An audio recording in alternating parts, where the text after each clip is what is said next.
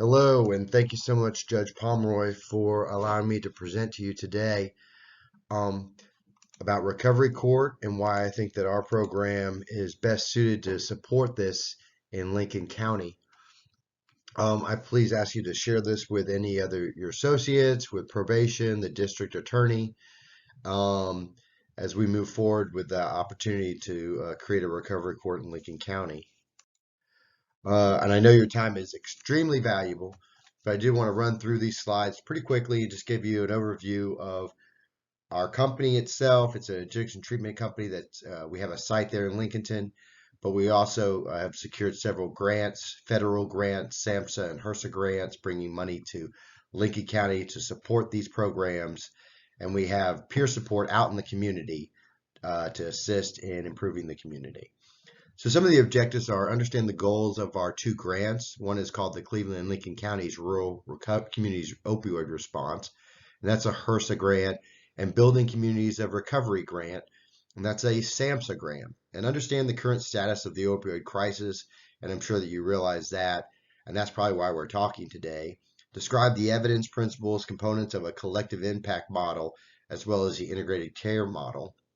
We want to identify some predatory treatment providers that are probably making this problem, or should I say, definitely making this problem worse. And we want to understand the best practices of treating opioid use disorder, including the importance of medication-assisted treatment and peer support in treatment planning. And then we want to talk a little bit more about partnering and next steps about a recovery court. So this is our opioid response team, and this is our HRSA grant. As you can see, it covers Cleveland as well as Lincoln County, but we have Lincoln County's EMS, we have your sheriff and your police department there, and as well as other partners like United Way and your coalition. Um, ourselves, Integrated Care of Greater Hickory, we have our treatment center in Lincolnton, and we've placed peer support specialists in your counties, such as the Hesed House. This is a multi-sector consortium through this HRSA grant, and we seek to expand its capacity and impact in your community through implementing our consortium's efforts. These are interventions that are evidence-based. And so we're going to be developing infrastructure and expansion of certain interventions that you already have and adding new ones that should improve education, prevention, access, treatment, understanding of treatment, and reduce the stigma of substance use disorders, particularly the opioid use disorder. We do have three overarching goals. I would like to focus a little bit on goal one, which is increase the continuum of services from prevention to recovery by improving access and provision of services and resources.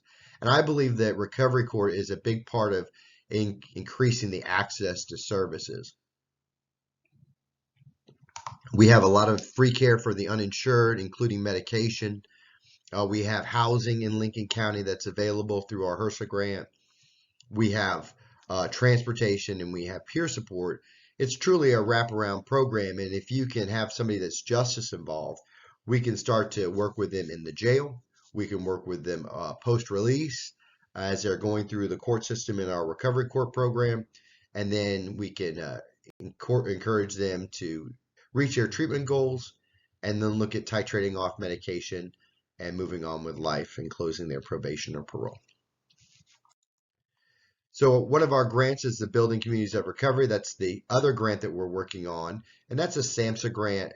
And both of the grants that we're talking about have actually embedded peer support in your community through our housing, transitional housing, through the shelter, out in the community doing outreach, to those that are homeless, trying to engage them and bring them into treatment. And so the Building Communities of Recovery grant is a specific SAMHSA grant. The purpose is to mobilize resources within, outside of the recovery community to increase the prevalence and quality of long-term recovery and support from addiction. So a lot of people that we're working with in this grant aren't actually in treatment yet, just like with our other grant, but we do support them and deliver peer support services to them where they are. And then we continue to encourage them to engage in treatment, employment, seek shelter and housing opportunities, and then transition, maybe use medication for treatment and transition off of medication. The program is principally governed by people in recovery from addiction who reflect our community being served. And that's the peer support model that we've been incorporating in our treatment planning for a long time and in both of these grants. So they're embedded there in Lincoln County, and we're continuing to find opportunities such as Recovery Court where we can use peer support specialists that are being embedded where they are. So shelters, DSS, justice involved. We're doing this throughout Cleveland, Iredell, Lincoln, Gaston, and also Catawba. So you all know about the crisis. Drug overdose deaths topped actually 100,000 annually during the worst of COVID. And I think that has a lot to do with lack of treatment, isolation, and a lot of other issues, the closing down of AA and NA, and other providers making it difficult. And I do think that the video counseling that we offered for the last 2 years is probably a lot different than the one-on-one in-person counseling that we have offered traditionally. So you think, why is this overdose crisis continuing to go year after year over 20 years? Now, we do know it's a brain disease. And so, like any other disease in medicine, we're able to really look at what works and what doesn't work. And we're trying to move away from the idea that it's a moral failing so that people do seek evidence-based treatment. This is exactly how the brain reacts to drugs in certain people. It's an abnormal reaction for some. Some may take a drink and ruin their lives, and other people may take a drink and drink socially, and it's not even a problem. And you'll see that for a lot of people in this opioid crisis, the opioids flood the brain with high levels of dopamine, and it really does hijack the brain in certain individuals. Others will never want to take it again, or they'll remember it but not really be addicted to it. Others will give up every aspect of their life because it really does hit, for some, the mesolimbic system. It hijacks it, so food and music and sexual relations and other things that are generally pleasurable are no longer pleasurable, and they only seek drugs. And that's why we have the problem that we have with such a large amount of people is now that we have, over the last 20 years, I think the powerful opiates that have hit the streets and often prescribed by doctors at a really bad time. I think that that we don't have enough treatment availability. So there is specific criteria with this medical condition that does separate it from problem use or social use. And this is a lot of the people that we're finding in prison today and coming through the courts, and not just tolerance and withdrawal, but also the other psychosocial effects on their lives, craving and strong desire to use, not able to carry out work, school, or home, recurrent use in physically hazardous situations, giving up all other activities to use, and then, of course, the symptom of criminality. But this disease is not very different from other diseases if you look at relapse rates. So it's a chronic disease, it's a lifelong disease, but unlike diabetes and hypertension, which generally have similar or higher relapse rates, asthma seems to be, and hypertension seems to be harder diseases to treat than addiction. This disease happens between the ears, kind of like any other disease between the ears. So the symptoms are very, very different. But with drugs, since people are chronically using, there seems to be more of a moral bearing in our society because it has the appearance of choice, but really there is no choice. There are levels of care that a company like mine will always identify during a clinical assessment. We would be doing these clinical assessments, obviously, through the recovery court, referrals, early intervention outpatient services, intensive outpatient, and partial hospitalization. If inpatient is needed, of course, we have those available to us. And for those people who are uninsured, we have care that's available to them as well, which is very important. But many of your people coming through recovery court will have insurance. And so many providers only take Medicaid or uninsured through partners, the MCO, and aren't able to take insurance. ICGH Lincolnton does take insurance, and every type of insurance.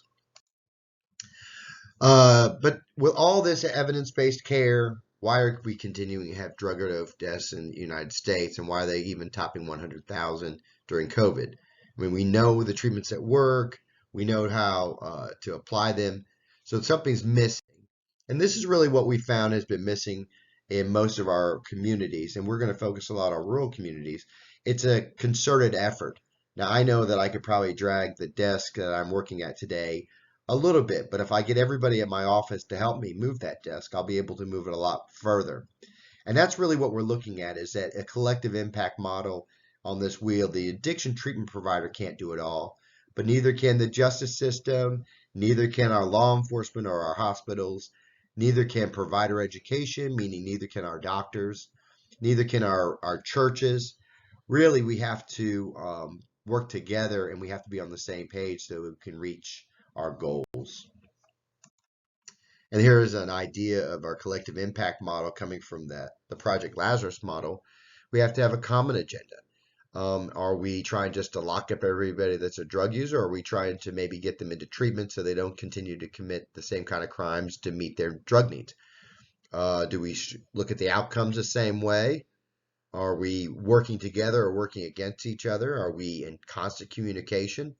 And do we have a backbone support organization like a coalition or a recovery court or some other model in the community that really ties all of us together? So collective impact, as we describe it, is a 5-condition approach into solving complex societal problems using effective communication and alignment of partner organizations. And we have found that in many counties that we've done really well, where we have lead and recovery court, we have treatment providers and peer support and harm reduction.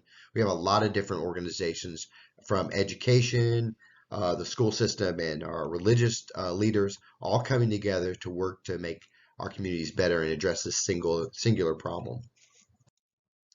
And this is some of the stuff I've done in Lincoln County as well as Catawba, reaching out to churches and civic organizations so that they understand the medical condition that we have, an opioid use disorder, and how we can work together to improve our communities.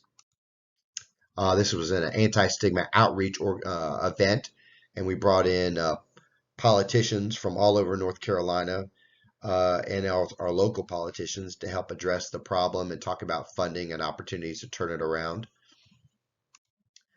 We do a lot of community awareness.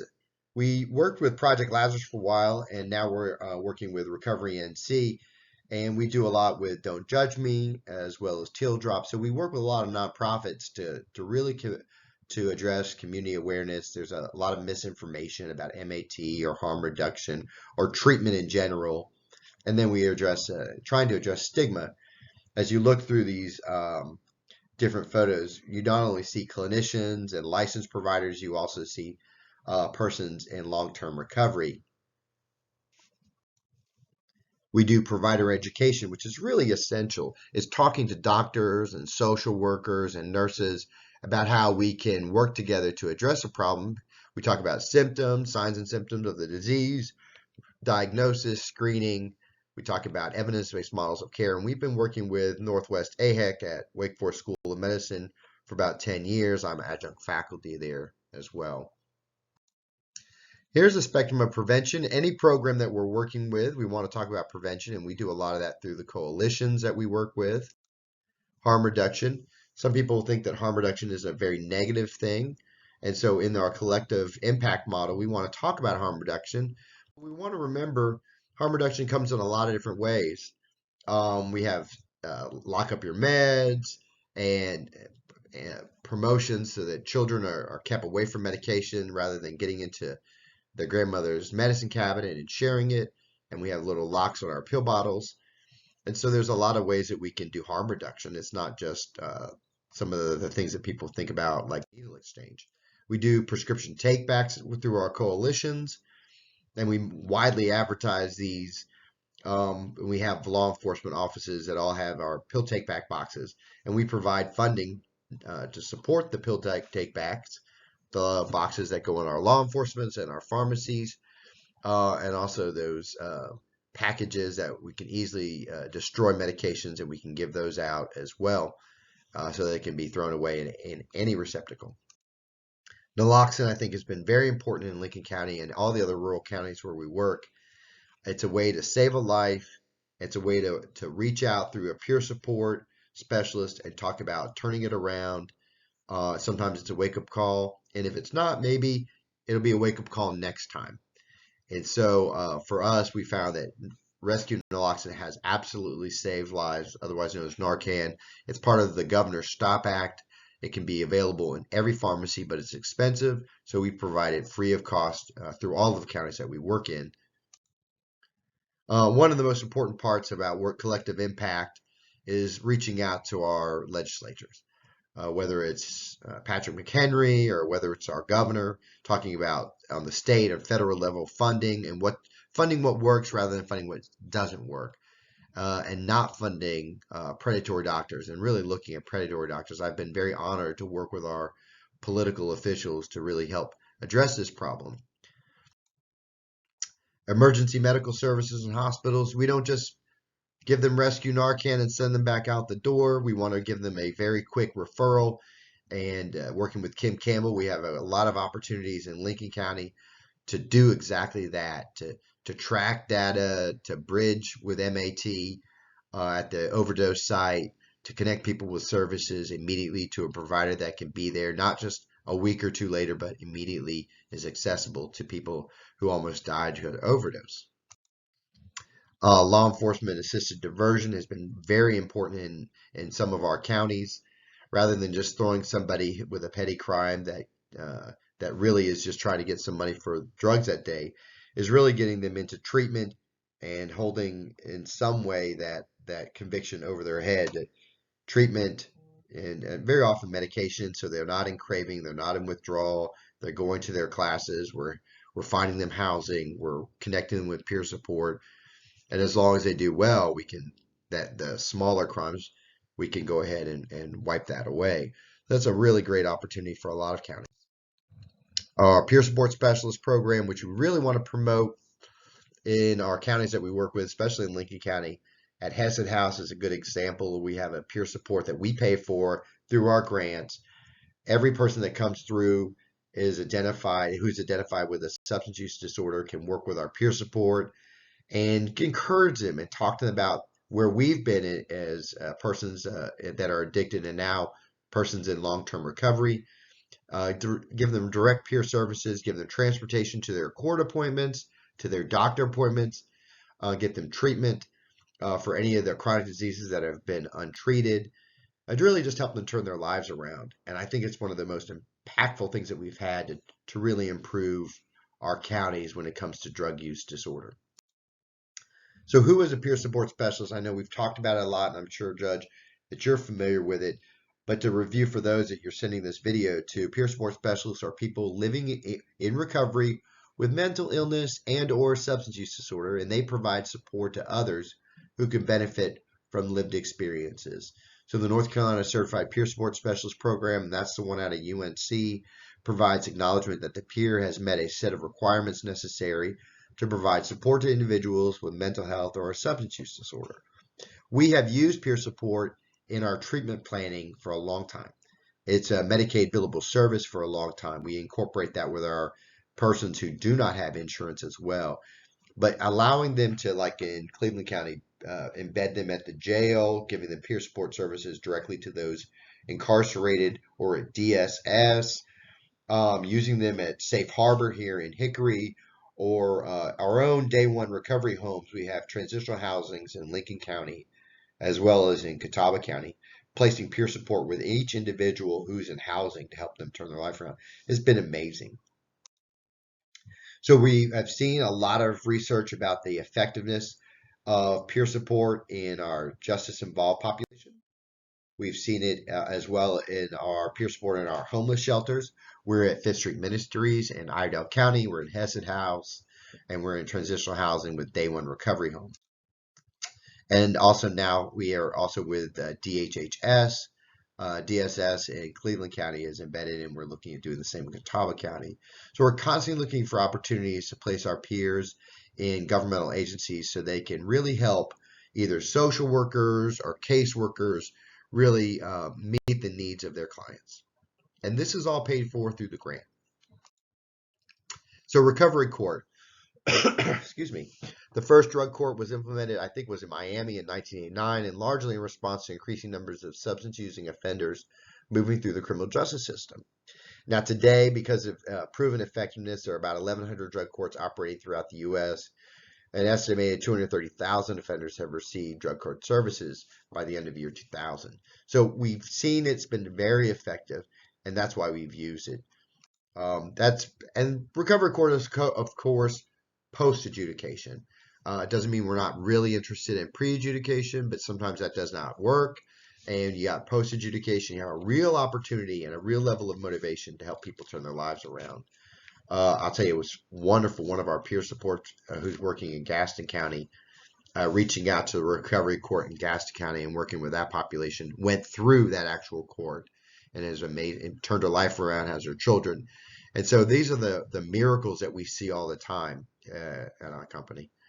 Recovery courts handle individuals with substance use disorders in adult criminal court, juvenile, and abuse, neglect, and dependency cases. The program offers individualized treatment plans, which include counseling, supervision, drug testing, sanctions, medication, which wasn't listed here, as well as incentives for meeting recovery goals. And we offer all those through our grants, our current grants, through our state funding. And we also work with partners that secure new grants. So we would have the opportunity to find specific grant funding to support the recovery court here in Lincoln County. Just to quickly go over what used to be called drug treatment court, uses a team of court and community professionals to help ensure that offenders who are addicted to drugs or alcohol receive the intensive treatment they need to become healthy, law-abiding, and productive family and community members. Adult drug treatment court works with nonviolent repeat offenders who are facing jail or prison time. So now that term is really turning in towards recovery court. And these teams generally are law enforcement, DAs, social workers, specific recovery court administrators that might be hired just to administer the court itself, and of course judges who really have the overall determination of the court's progress and direction. And the goals, of course, are to reduce alcoholism and drug dependency among offenders, and we don't really use dependency as much as use anymore, to reduce recidivism, reduce drug-related court workload, and increase the personal, familial, and societal accountability of offenders. And that really comes in our own recovery community, and to promote effective interaction and use of resources among criminal justice personnel. So there's a lot of resources that we have in Lincoln County and that we're developing in Lincoln County. And this gives us an opportunity to really connect persons like offenders who need help with those resources. To be eligible to participate in drug treatment court or recovery court, an individual must be either diagnosed with an SUD, which is a substance use disorder, diagnosed as borderline chemically dependent under the inventory, or presented documents collateral to chemical dependency. And so there might be something in his past that really does promote that, even though he's not perfectly aware of it. Be assessed for legal eligibility, usually at H or I felonies on the structural sentencing grid, and be eligible for an intermediate punishment for all pending offenses, and meet all other reasonable eligibility requirements established by a local program. And I cited this, and I should have put it on this slide. This is from North Carolina's recovery court system. The literature supporting the efficacy of drug courts continues to grow. And so one of the things I would like to argue at this time is that we really need to move towards the use of evidence-based practice coupled with the quality assurance measures for treatment providers. And this will promote best practices and ensure program integrity that leads to effective, long-lasting drug court programs. Very often there's going to be providers that are available, but they don't really adhere to evidence-based practices like we've been teaching at Wake Forest School of Medicine for the last 10 years. There aren't really the same quality assurance measures, and they tend to be really predatory doctors. So what is a predatory treatment provider? It might be a treatment provider that's really focused on a dose-and-go model for MAT, medication-assisted treatment, and these are those Suboxone doctors that just have a really low quality of care. And I think a lot of times what we see is that there is obvious diversion of Suboxone into the communities. So these providers actually worsen the community, don't better it. Also, MAT is prescribed despite no progress in treatment and continual use of other drugs and opiates. So maybe there's a little bit of use of the MAT that's prescribed and sent home with that patient, but they're continuing to use heroin or norfentanyl or fentanyl, and they're taking a little Suboxone before they see their doctor. They're using substituted urine. They're using other drugs like methamphetamine, which is really ravaging our rural communities right now. So MAT is a way to make money, and the predatory doctors really aren't using the proper practices. They have poor practices for urine collection. You don't know who the urine's coming from. They have poor practices when it comes to tracking visits, large groups, when they do mandate groups or suggest groups. There might even be drug sales on treatment sites. We've seen a lot of that with our predatory providers in rural communities, and there might even be use on the site. One of the things that I've heard, and why I think that we work so well with Lincoln County and Department of Probation with Officer McCorkle and others in your probation department in Lincoln County, we have really good quality of care. We have structure and accountability. We have good outcomes, but we also have really good communication with probation. I think that's really what makes a difference for ICGH Lincolnton. So what is this integrated treatment model for opiate use disorder? You have the behavioral interventions like a 12-step facilitation model, CBT. So that's the counseling piece. We do incorporate medication-assisted treatment, but as an adjunct too. We address the physical medical needs of all of the clients or patients. If they have psychiatric co-occurring, we address that as well. Any treatment that's needed for comorbidities, we address. We have case management, which I prefer to call care management, which may include DSS, CPS, housing, education, employment. And then the social interventions are we mandate participation in the recovery community so that when treatment's over, people are still going to their AA, their NA, their medication-assisted meetings. They still have sponsors. They're really working a true program. I gave this talk to our governor at one of our opioid use panels. And this is a slide that I created for that. There was never a slide prior to that, so now it's being used some with addiction providers throughout the country in their talks. But you'll see there are some specific principles about the care that we deliver, as well as some features. I can send this slide to anybody, but this should be the mapping of any treatment plan, biopsychosocial and including spiritual. And spiritual does not always mean religious, although very often it does, but it can definitely mean meaning and purpose. So we have the treating the medical, that you have to incorporate the medical services at a high quality of care. You have to make sure that you're treating people for the ASAM level that they need, from the highest level of detox all the way down to early intervention. Incorporate peer support, social interventions like education or supportive housing or transportation. You know, if people can't get to those court appointments or those doctor appointments, they're not going to make them, and they're not going to get the care they need. They're not going to be able to pay their probation fees, or not be able to get employment and jobs and pay their child support or participate fully in their family's lives again. So we really do work with the social piece much more than probably a lot of other agencies, and the psychological piece as well. A lot of people, especially females, come to us with a lot of trauma, a lot of sexual trauma, child sexual trauma, and we really want to make sure that while we're addressing treatment for addiction, we're also addressing their other needs. But we do it in an environment that's stigma-free, that's person-centered. We focus on strength rather than demoralizing environments. It's community-based and it's peer-supported, and we really look at our outcomes and being culturally competent. We share treatment goals. We share a treatment plan. We have a shared diagnosis. So when we're working in an integrated model, we want to make sure that we're all on the same page. So our doctors and pharmacies and our peer support and our counselors and our therapists really are working on our weekly meetings together to address every individual on a person-centered model. And I do apologize for running through these quickly. I know your time is valuable today, so we'll go a little bit quicker than usual. Everyone knows about Suboxone. When used properly, it is a great adjunct. It binds to the receptor site so people can't get high if they use. It takes care of craving and withdrawal. We provide this free of cost for those who are uninsured. And of course, with the naloxone, it does reduce the incidence of misusing the drug through either snorting or injection. People still do it that way. but it does make it a lot more uncomfortable to do it. And they're not really hitting the mu receptor, they're really hitting other receptor sites, so they're not really getting high the way you would off heroin. They're kind of getting high off of possibly the delta or kappa receptor, which gives them an unusual feeling, a sedating feeling, but and that's what we suspect. There's no real evidence at this time to really prove that. I believe that a lot of the misuse of this medication, when we do see it, excuse me, is because of the behavioral aspect of it. We also give Vivitrol.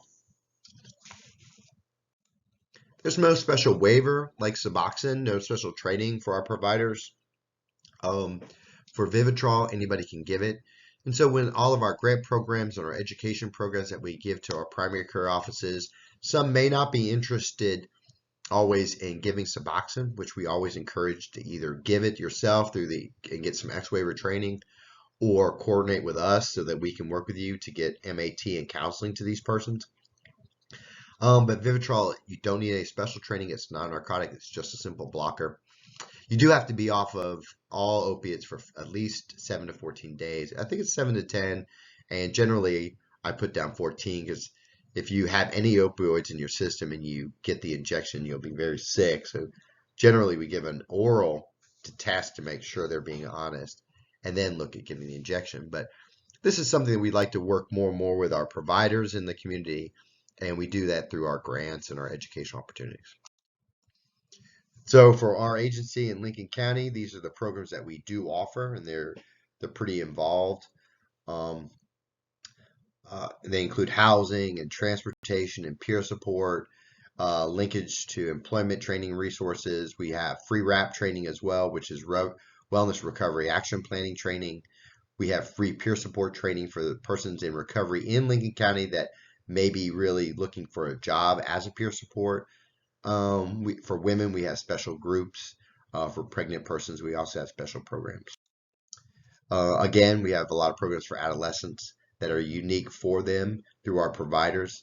The other thing that's interesting is a lot of our rural counties now are finding that they have Hispanic only speaking either adults or adolescents, and we do offer a licensed therapist that is bilingual, Hispanic speaking, and culturally Hispanic. We use at our core a recovery-oriented model of care, which is a 12-step facilitation model, and it really focuses, kind of like we do with peer support, on lived experience. It's a clinical model that we use our CBT and our motivational interviewing skills, but we really focus on giving them the lifelong 12-step drug-free coping skills, and then really placing them in recovery communities for that lifelong change. Treatment is no good if you start using at the end of it. And so what sets us a little bit apart in Lincoln County, the ICGH Lincolnton program, we have small group sizes, so it can be a much more meaningful experience between our therapists, counselors, and our clients or patients. Nobody can hide in a packed room of 15 or so like some programs. Flexible counseling schedules, including evenings and weekend appointments. Close interaction between counselors, medical staff, lab techs, toxicologists, pharmacists, and our mutual help communities ensure a real holistic approach to an individual's recovery journey. County, state, and federal funded programs throughout transportation, housing, and medication. Our counselors have lived experience or personal experience with the disease of addiction and recovery, having been in recovery, being in recovery themselves. There is a mandatory component of our program to be in the recovery community. I think that's different. Some persons seeking care may avoid us because they just want a little counseling. We really do want to make somebody do all the things that happen for us to change our lives completely. And at the time people are entering treatment, they usually want to have a lot of pushback about any extra participation. But that really has made the difference, I think, for everybody. And down the road, we get a lot of thank yous for really creating a support, accountability, and structure. We take Medicare, Medicaid, private insurances, and we have state and federal funding for those without coverage. And we have intensive outpatient services also for people with private insurance as well as Medicaid. and of course partial hospitalization for Medicaid patients. And we have care for all behavioral disorders as well, with appropriate medication management, including MAT, but we also use non-addictive treatment for depression, anxiety, PTSD.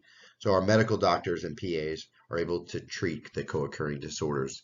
It's not just counseling, it's not just medicine, it's really an integrated approach. We do use special pregnancy support services, and we do have a nurse that went through our own program and delivered her child on Suboxone with our program that works with people who are pregnant going through our program. So what are our next steps with you, Judge Pomeroy, and Lincoln County's court system? I would like to meet with you and we could talk about these next steps with our team and establish an interdisciplinary team for the recovery court, which would probably include probation, court administrators, judges, the DA, treatment providers, etc. for this new program. We would want to contact North Carolina Judicial Branch for adult treatment court programs about moving forward with our program. We want to seek grant funding outside. Federal grant funding is available very often for recovery courts to get off the ground, and then we would make it sustainable during that grant funded period. We want to reach out to the MCO for their funding. They've done a lot of good work in other counties to fund recovery courts. We want to look at local law enforcement for any assistance for funding, which other courts have done as well.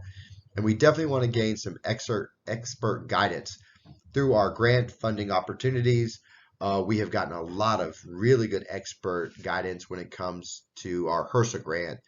And I do have a PhD, but I'll tell you, getting some extra help for people that's all they do is recovery court, I think would be ideal from our federal experts. We want to begin the new program. We want to inform the community. We want to track progress, and we want to improve delivery as we go. Hopefully we can talk and answer any other questions. I hope that this has been informative. This is our corporation, and I'm very proud of the work that all of our people do. Like I said, we're all in recovery ourselves, and this is more than just a job for us. There are a few references today, and look forward to talking to you. Please, again, just confirm, if you will, that you received the talk today, Judge Pomeroy, that you were able to share it with others, and let's set up a time that we can talk some more. Thank you.